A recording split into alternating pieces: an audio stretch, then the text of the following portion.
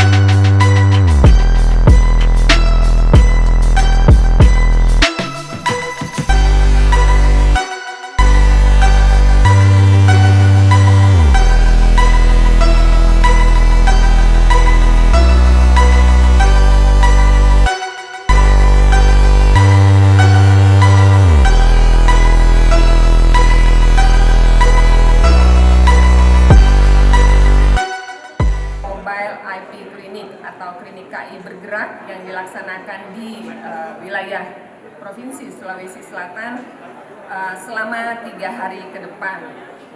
Kenapa kegiatan ini kami lakukan? Karena ini sebagai bentuk sebenarnya kehadiran Kementerian Hukum dan HAM untuk mendekatkan layanannya kepada masyarakat, khususnya di wilayah Sulawesi Selatan.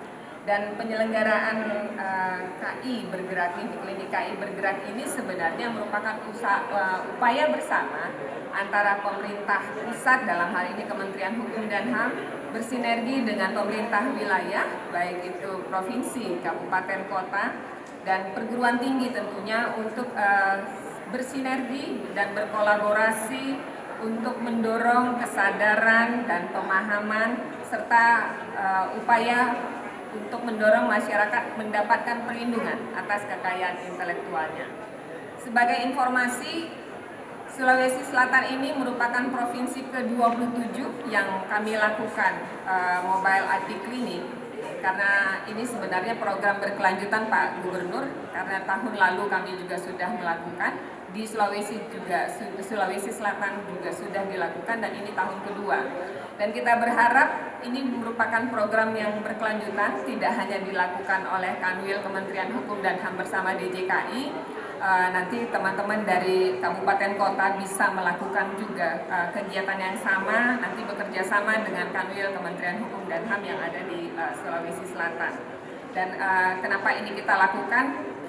Kita ingin supaya kegiatan ini terus berkesinambungan untuk memacu pertumbuhan ekonomi di wilayah, kemudian bagaimana ekosistem kekayaan intelektual itu bisa terus berjalan, mulai dari menciptakan, kemudian memberikan perlindungannya, kemudian memanfaatkannya.